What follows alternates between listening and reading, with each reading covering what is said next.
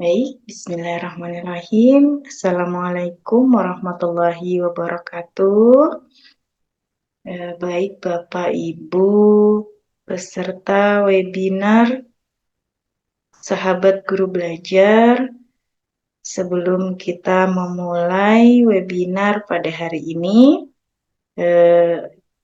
kita berdoa terlebih dahulu. Mari kita berdoa sesuai dengan keyakinan dan kepercayaan kita masing-masing. Berdoa disilahkan.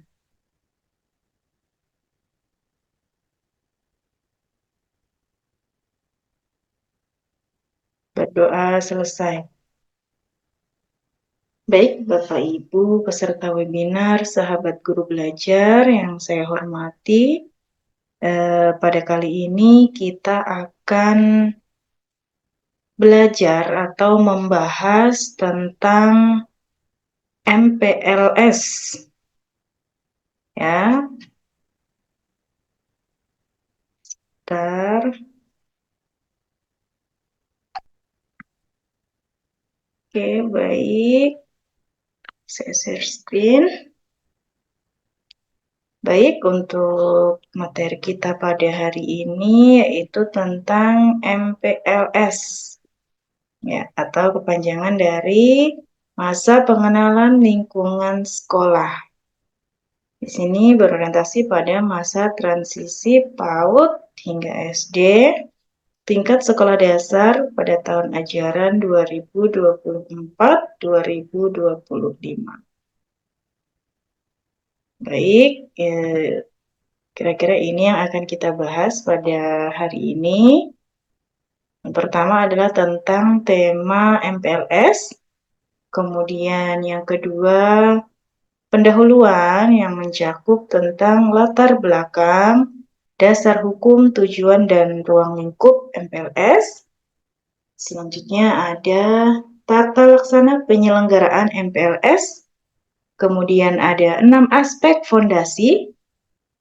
Kemudian kegiatan wajib MPLS, silabus, dan yang terakhir adalah model.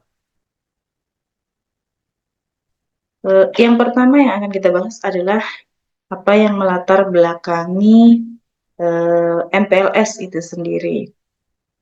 Jadi pada tahun ajaran 2023-2024 itu pemerintah mengeluarkan episode baru Merdeka Belajar. Episode 24 itu yang berkenaan dengan transisi PAUD ke SD yang menyenangkan. Jadi di sini terjadi 3 perubahan yang diharapkan, yaitu yang pertama adalah proses PPDB, yang kedua MPLS, dan kegiatan pembelajaran yang menyenangkan di SD fase A. Dalam konteks tahun ajaran 2023-2024, modul panduan masa pengenalan lingkungan sekolah SD dibuat untuk mendukung pelaksanaan kebijakan Merdeka Belajar episode 24. Panduan ini dirancang untuk memberikan pemahaman kepada guru dan staf sekolah dalam melaksanakan masa pengenalan lingkungan sekolah yang efektif dan menyenangkan bagi peserta didik atau bagi siswa. Baik, kemudian dasar hukumnya di sini Bapak Ibu bisa lihat bahwa ada aturan perundang-undangan yang mengatur tentang MPLS. Mungkin bisa dibaca, bisa dilihat. Di sini ada Undang-Undang RI tahun 1945 Pasal 3 Ayat 1 dan seterusnya. Jadi pada Peraturan Menteri Pendidikan, Kebudayaan, Riset, dan Teknologi Republik Indonesia Nomor 5 Tahun 2021 tentang pembelajaran pada pendidikan anak usia dini, pendidikan dasar, dan pendidikan menengah, Pasal 33 Ayat 2 itu adalah masa transisi peserta didik dari PAUD ke pendidikan dasar berupa MPLS diatur dalam peraturan menteri. Baik, kita pindah pada slide berikutnya. tujuan. Ya. Jadi tujuan dari MPLS itu sendiri yang pertama adalah membantu siswa baru dalam mengenal lingkungan sekolah mereka. Jadi Bapak Ibu, namanya anak-anak baru ya, itu MPLS ini sangat membantu siswa baru itu dalam mengenal lingkungan sekolah mereka. Misalnya mengenal guru-gurunya, kemudian mengenal fasilitas apa saja yang ada di dalam sekolah itu. Kemudian yang kedua adalah memberikan pemahaman kepada siswa tentang aturan dan tata tertib yang berlaku di sekolah. Kemudian selanjutnya, membangun rasa memiliki terhadap sekolah, kemudian meningkatkan interaksi sosial, mengembangkan kreativitas dan minat belajar. Ya, adapun tujuan dari kegiatan MPLS itu adalah mengenali potensi diri siswa baru, membantu siswa untuk beradaptasi dengan lingkungan sekolah dan aspek sekitarnya. Ya, jadi seperti terhadap aspek keamanan misalnya, fasilitas umum, dan pengenalan sarana prasarana yang ada di sekolah. Kemudian yang kedua adalah memberikan pemahaman kepada siswa tentang aturan dan tata tertib yang berlaku di sekolah. Kemudian membangun rasa memiliki terhadap sekolah. Selanjutnya meningkatkan interaksi sosial dan mengembangkan kreativitas dan minat belajar siswa.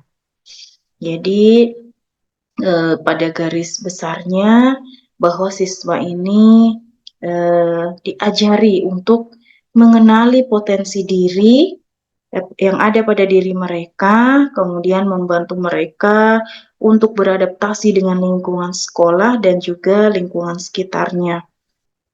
Selanjutnya menumbuhkan motivasi, semangat, dan bagaimana cara belajar efektif sebagai siswa baru yang ada di sekolah. Menumbuhkan perilaku yang positif seperti misalnya kejujuran, kemandirian, sikap saling menghargai, menghormati, kemudian keanekaragaman, kemudian sikap yang disiplin, hidup bersih.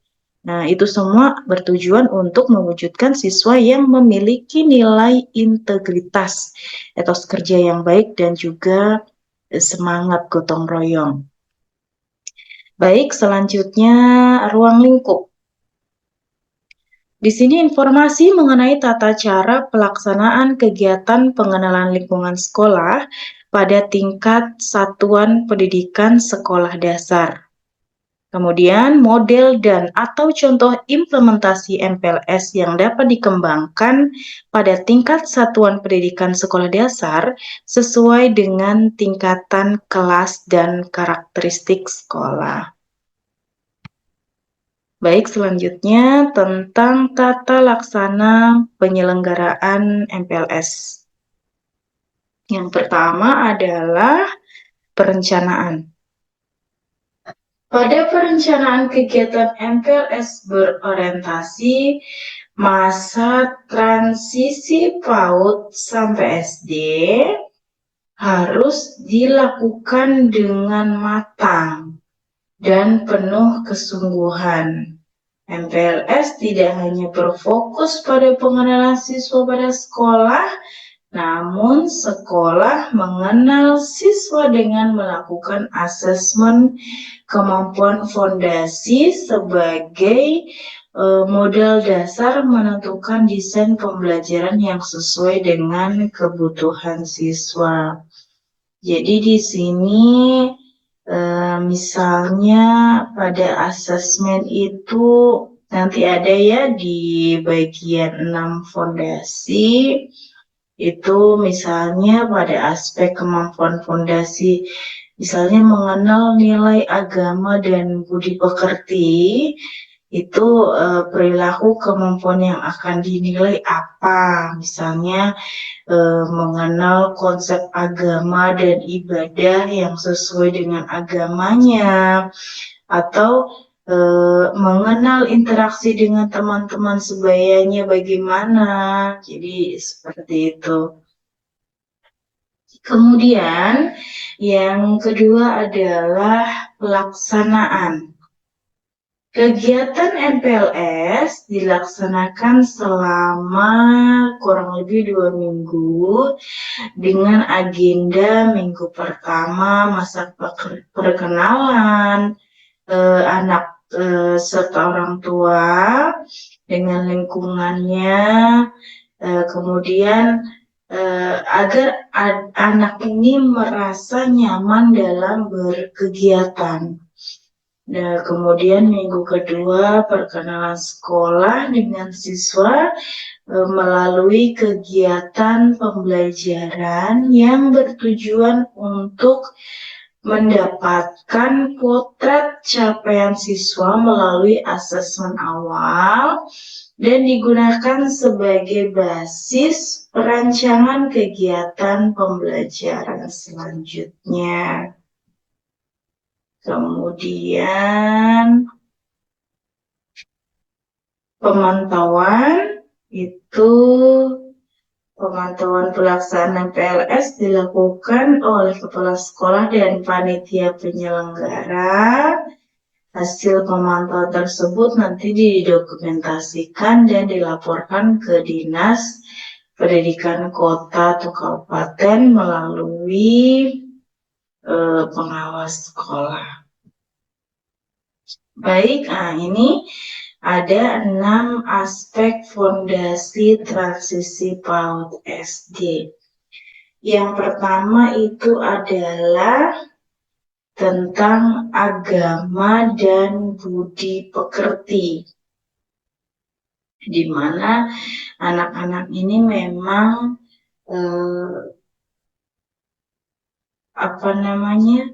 agama dan budi pekertinya itu harus dipertebal karena memang pada usia transisi yaitu PAUD SD itu adalah waktu yang tepat untuk memberikan fondasi yang kuat tentang agama dan budi pekerti mereka. Kemudian yang kedua adalah kematangan emosi yang cukup untuk berkegiatan di lingkungan belajar. Misalnya mampu menunggu ketika orang tua belum menjemput, kemudian misalnya bertahan fokus dalam rentang waktu mengikuti pembelajaran yang sesuai dengan umur mereka, menata fokusnya, karena biasa anak-anak itu belajar terlalu lama itu akan merasa bosan, atau ketika pembelajarannya tidak seru mereka merasa lama belajarnya, bosan gitu ya. Kemudian selanjutnya adalah keterampilan sosial dan bahasa yang memadai untuk berinteraksi sehat dengan teman sebaya dan individu lainnya. Itu adalah pemaknaan terhadap belajar yang positif ya. Misalnya senang datang ke sekolah, kemudian mau mencoba kembali, misalnya dia melakukan kesalahan atau gagal melakukan sesuatu, kemudian mewujudkan keingintahuan mereka dengan mengajukan pertanyaan kepada guru atau temannya. Nah, ini misalnya ketika dia membutuhkan pertolongan, dia mampu mengatakan minta tolong. Dapat meminta tolong, kemudian mengucapkan maaf, mengucapkan terima kasih, mengucapkan permisi, mengucapkan minta izin ketika memakai barang teman. Jadi hal-hal seperti itu yang membuat keterampilan sosial berbahasa dan yang dia lakukan berinteraksi dengan sehat dengan teman-temannya.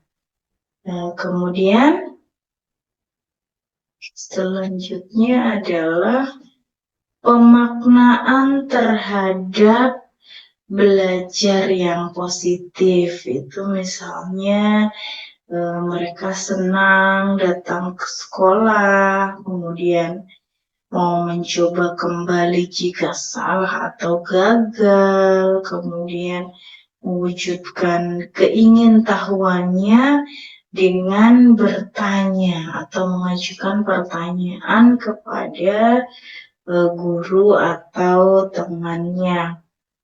Kemudian selanjutnya adalah pengembangan keterampilan motorik dan perawatan diri yang memadai untuk dapat berpartisipasi di lingkungan sekolah secara mandiri. Baik, ini misalnya atau contohnya itu adalah mampu mengelola barang milik pribadi di sekolah, misalnya tas bekalnya, kotak bekalnya, kotak bekal makanannya, kemudian alat tulisnya dan lain sebagainya. Kemudian menjaga kebersihan diri dan lingkungan. Misalnya ketika dia melihat sampah berserakan, dengan kesadaran dirinya dia mengambil sampah itu dan meletakkan pada tong sampah atau hal-hal lainnya yang berhubungan dengan kebersihan diri dan lingkungan sekolahnya. Kemudian yang terakhir adalah kematangan kognitif yang cukup untuk melakukan kegiatan belajar seperti dasar literasi, numerasi, serta pemahaman dasar mengenai cara dunia bekerja. Jadi ini misalnya adalah mereka itu mampu menyimak dan juga menyampaikan ide sederhana, kemudian menyadari keterhubungan antara simbol dengan angka, misalnya huruf, serta kata-kata dengan bilangan. Kemudian mampu membilang benda atau objek, mereka juga mampu memahami kosakata, konsep waktu, seperti itu. Jadi itu tadi adalah 6 pondasi pada anak yang wajib diajarkan ya. Baik, pada slide selanjutnya ini adalah kegiatan wajib MPLS. Yang pertama, pengenalan potensi diri siswa baru. Kemudian yang kedua, membantu siswa baru beradaptasi dengan lingkungan sekolah dan sekitarnya, yaitu antara lain terhadap aspek keamanan, fasilitas umum, dan sarana prasarana sekolah. Yang ketiga, menumbuhkan motivasi, semangat, dan cara belajar efektif sebagai siswa baru. Selanjutnya yang keempat, menumbuhkan perilaku positif. Dan yang kelima, mengembangkan interaksi positif antar siswa dan warga sekolah lainnya. Baik, di sini ada contoh kegiatan. Ya, ini 2 pekan pada silabus. Terus yang pertama misalnya hari ke-1, misalnya hari Senin. Untuk tanggalnya bisa disesuaikan dengan jadwal masuk pada sekolah masing-masing. Yang pertama tentang materi MPLS. Di sini ada pembukaan MPLS, kemudian sambutan-sambutan, kemudian informasi kegiatan MPLS. Nah, tujuan kegiatan ini untuk apa? Ya, tujuan kegiatannya adalah agar siswa dan orang tua dapat mengenal lingkungan sekolahnya. Kemudian deskripsi pelaksanaannya, guru mengajak peserta didik dan orang tua berkeliling lingkungan sekolah, mengenal sarana dan prasarana yang ada di sekolah, misalnya ruang kelasnya, ruang gurunya, musola, dan juga lain-lain, misalnya perpustakaan, misalnya kantin, dan lain sebagainya. Kemudian untuk instrumen pendukung yang disediakan oleh guru itu ada jadwal MPLS-nya, kemudian naskah sambutan, kemudian informasi kegiatan MPLS yang berbeda dari tahun sebelumnya, kemudian alternatif kegiatan yang dapat dilakukan oleh siswa, misalnya apa, gitu kan. Nah, terus kemudian untuk hari keduanya,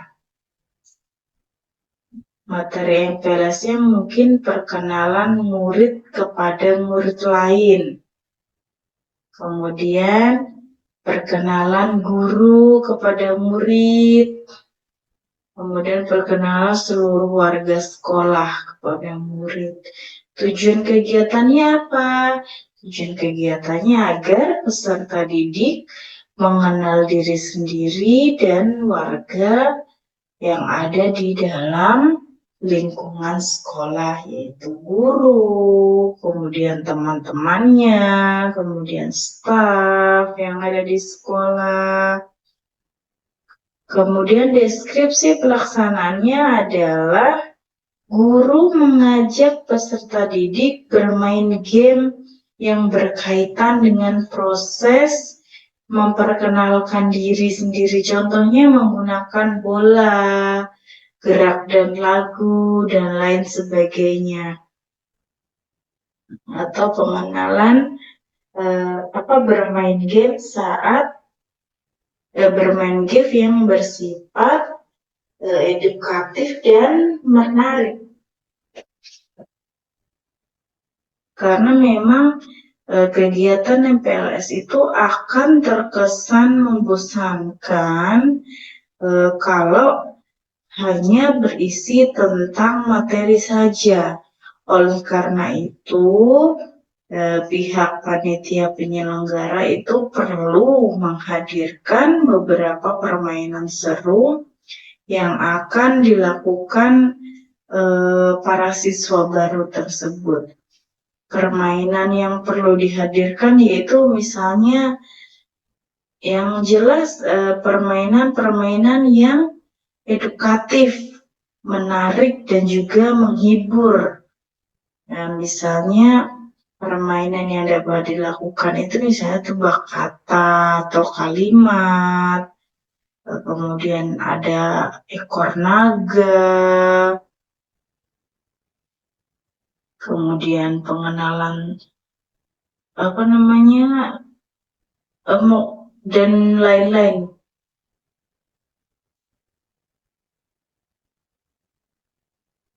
Seperti ekor naga, menggunakan bola, gerak berlagu, dan sebagainya. Kemudian guru mengajak peserta untuk berkumpul di lapangan untuk berkenalan dengan semua warga sekolah. Warga sekolah memperkenalkan diri dengan semenarik mungkin, misalnya menggunakan lagu atau yel-yel, jurnal foto, atau sebagainya. Untuk instrumen pendukungnya, itu alat dan bahan untuk bermain game, kemudian lagu anak-anak yang sesuai dengan tema gamenya.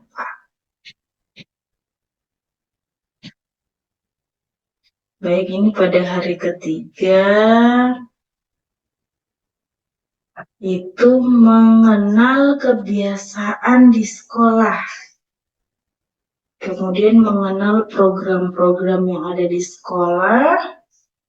Ya, kemudian mengenal budaya positif yang ada di sekolah. Tujuan kegiatannya adalah agar peserta didik mengenal pembiasaan yang ada di sekolah. Baik, deskripsi di sini.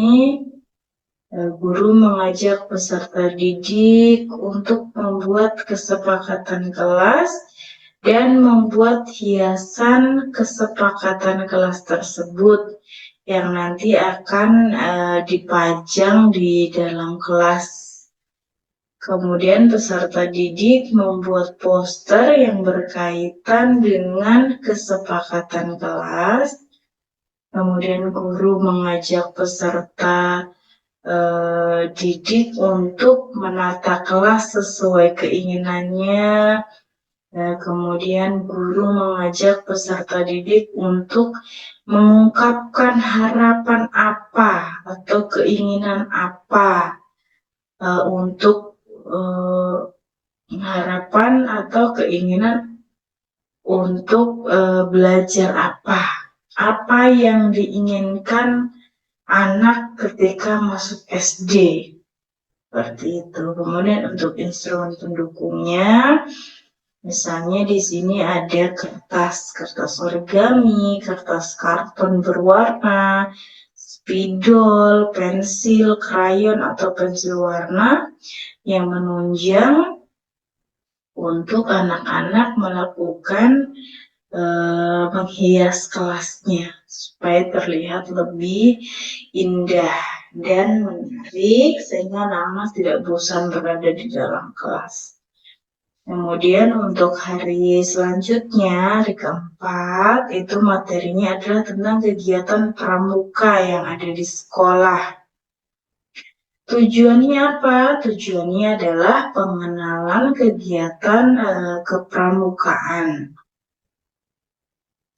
Kemudian deskripsi pelaksanaannya, misalnya peserta didik mengikuti kegiatan kepramukaan. Aktivitas kepramukaan dapat disesuaikan dengan ciri khas pakaran masing-masing. Instrumennya, alat-alat pramuka, lagu-lagu pramuka, dan lain-lain. Untuk hari kelima, di sini ada kegiatan kepramukaan di sekolah. Tujuannya pengenalan kegiatan pramuka, kemudian deskripsi pelaksanaannya, demonstrasi kegiatan ekskul, kemudian anak-anak mengutarakan sentra yang diminati, kemudian pengenalan tata tertib sekolah tentang visi, misi, kegiatan rutin, dan lain-lain.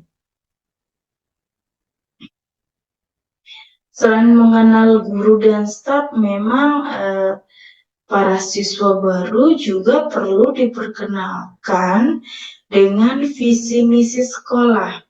Karena dengan begitu, siswa bisa lebih memahami tujuan dari kegiatan pembelajaran yang diadakan oleh pihak sekolah. Kemudian untuk instrumen pendukungnya itu adalah angket untuk mengetahui sentra yang diminati.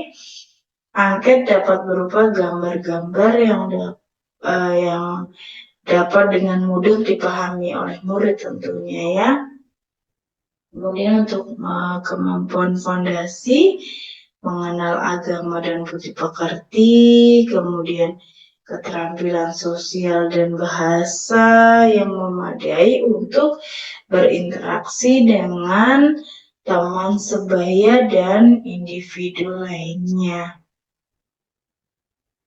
Baik, untuk hari ke-6-nya, ini materi MPLS-nya adalah masa sekolah mengenal murid.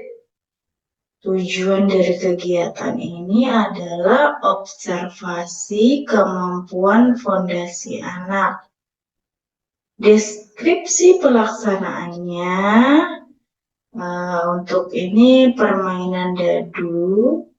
Jadi peserta didik mencari teman sesuai dengan jumlah titik dadu yang keluar.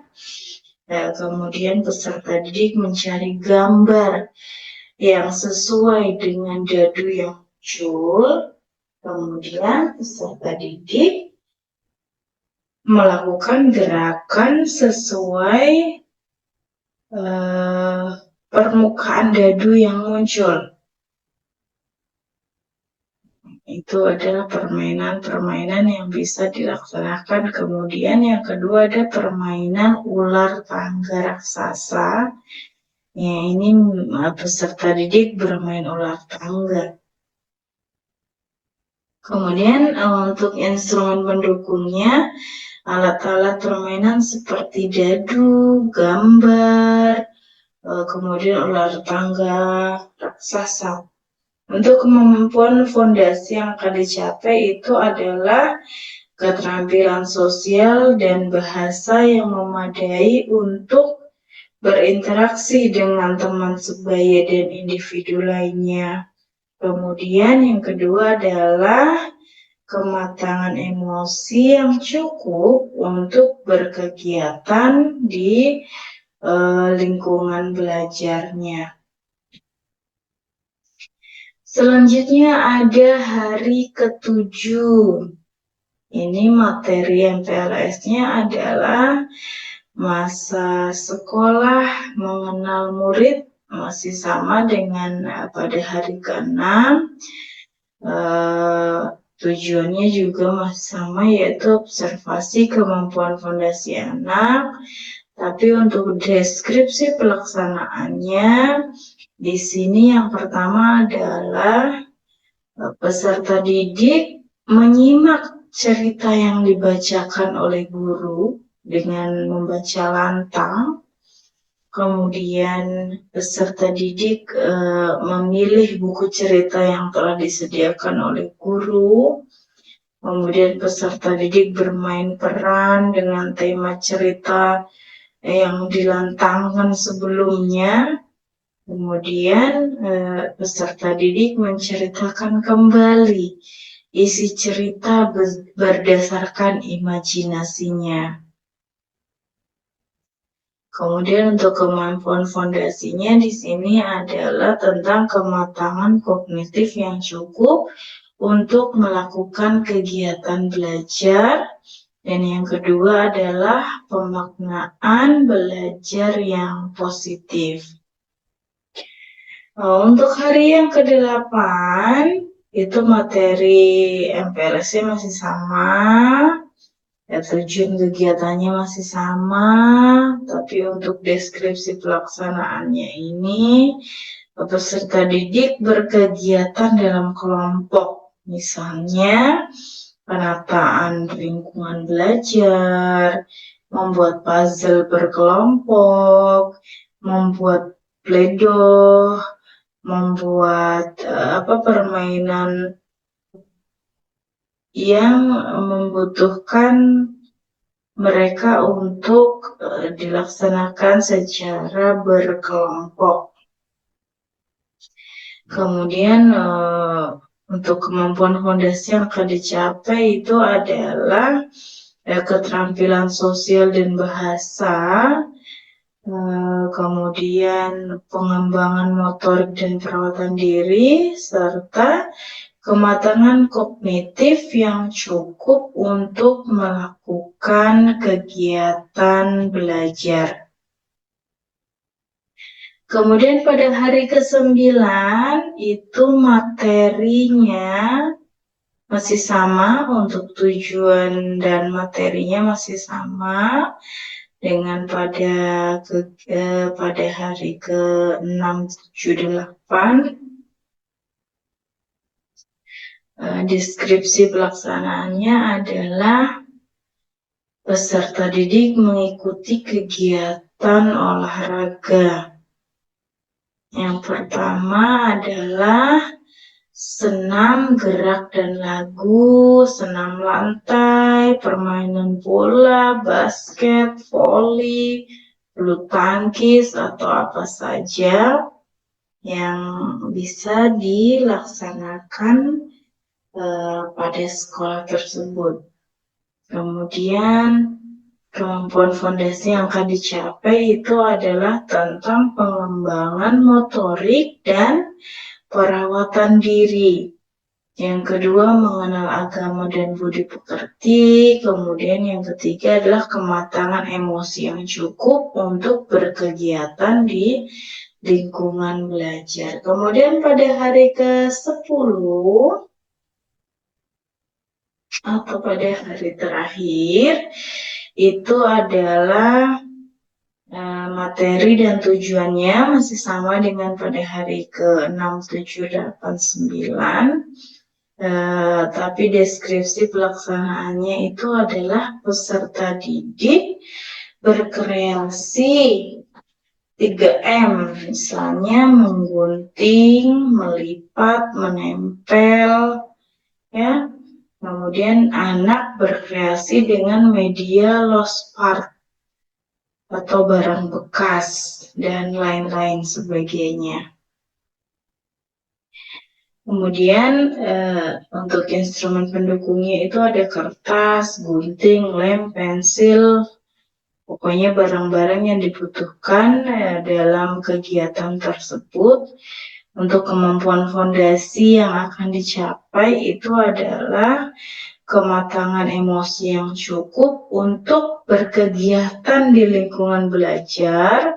Kemudian yang kedua adalah pemaknaan belajar yang positif. Jadi itu tadi adalah contoh kegiatan dalam 2 pekan dalam kegiatan MPLS.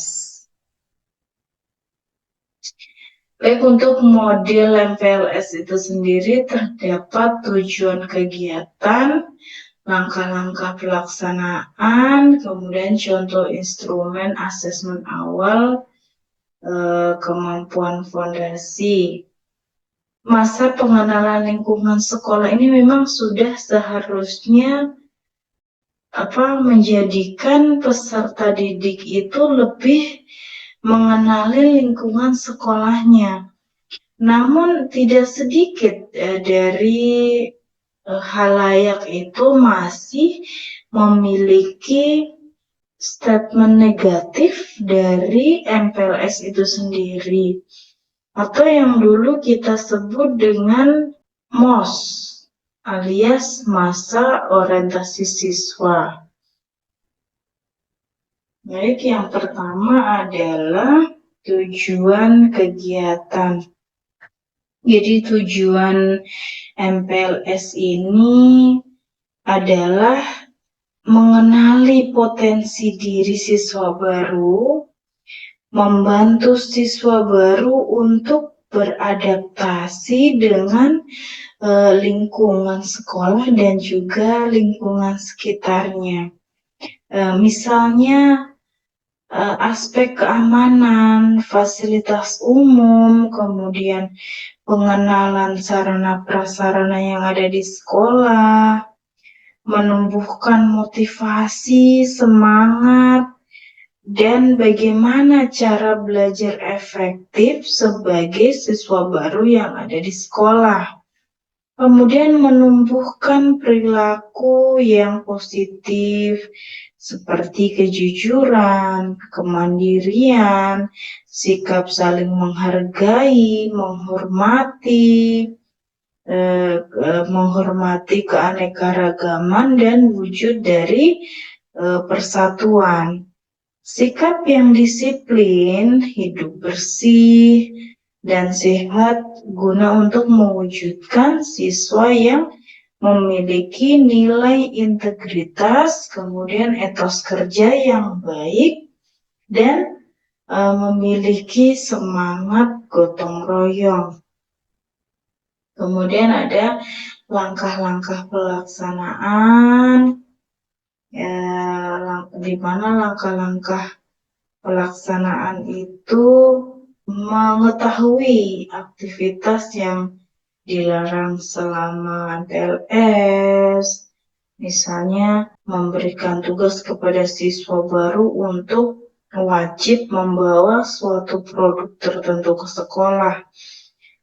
Kemudian menghitung sesuatu yang tidak bermanfaat, memberikan hukuman kepada siswa baru yang tidak mendidik, misalnya menyiram air atau memberikan hukuman yang mengarah kepada tindak kekerasan, atau memberi tugas yang tidak masuk akal, misalnya seperti membawa barang yang sudah tidak diproduksi, atau berbicara kepada hewan misalnya, melakukan beberapa aktivitas lain yang tidak relevan dan dengan aktivitas pembelajaran yang ada di sekolah. Jadi kemudian untuk yang terakhir itu contoh instrumen asesmen awal kemampuan fondasi. Jadi untuk contoh instrumen ini, misalnya kalau pada aspek kemampuan fondasi yang pertama, yaitu tadi yang pertama adalah mengenal nilai agama dan budi pekerti ya. Nah, itu perilaku atau kemampuan yang bisa dinilai itu misalnya mengenal konsep agama, dan ibadah yang sesuai dengan agamanya, kemudian mengenal interaksi dengan teman-teman sebayanya. Kemudian yang kedua, aspek kemampuan fondasi yang kedua itu adalah kematangan emosi yang cukup untuk kegiatan di lingkungan belajar.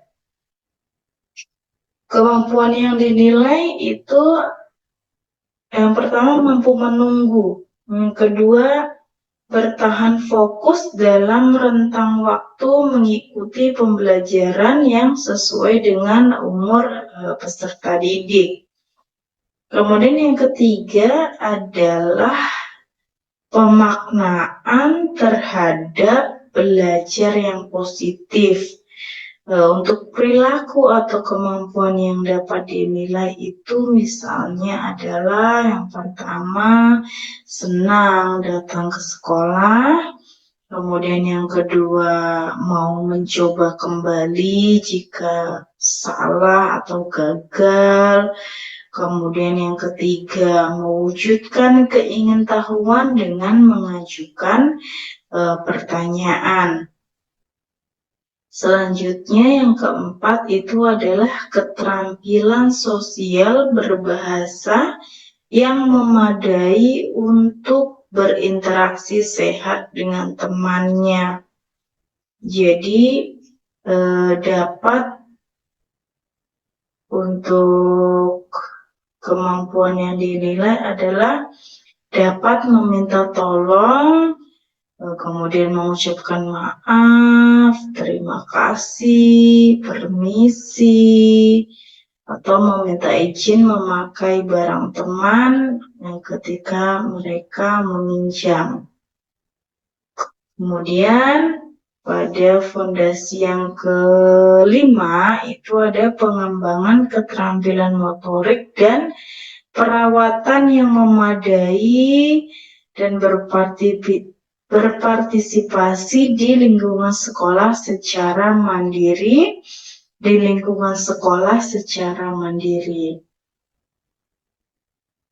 Kemudian untuk yang dinilai adalah mampu mengelola barang-barang milik pribadi yang ada di sekolah, kemudian menjaga kebersihan diri dan lingkungan, dan yang terakhir adalah kematangan kognitif yang cukup untuk melakukan kegiatan belajar seperti dasar literasi dan numerasi, serta dasar mengenal cara dunia kerja.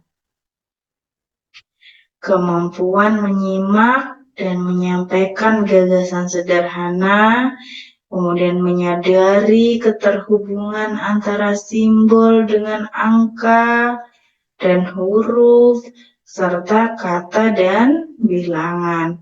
Kemudian yang terakhir adalah mampu membilang benda atau objek dan mampu memahami kosakata dan konsep waktu.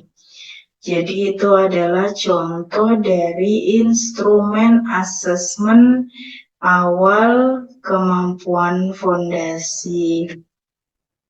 Jadi kira-kira seperti itu Bapak Ibu penjabaran dari materi pada kesempatan kali ini.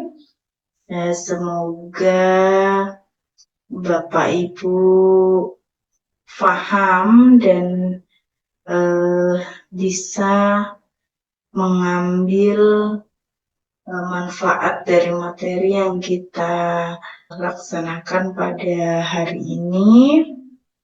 Jadi dengan kegiatan MPLS ini diharapkan siswa baru itu mampu menumbuhkan budaya positif, pembelajaran sepanjang hayat pada murid baru di sekolah dasar, dengan semangat membentuk generasi manusia di Indonesia yang merdeka dalam belajar dalam kurikulum merdeka ini. Jadi seperti itu Bapak Ibu, kurang dan lebihnya saya mohon maaf dan saya akhiri. Wassalamualaikum warahmatullahi wabarakatuh.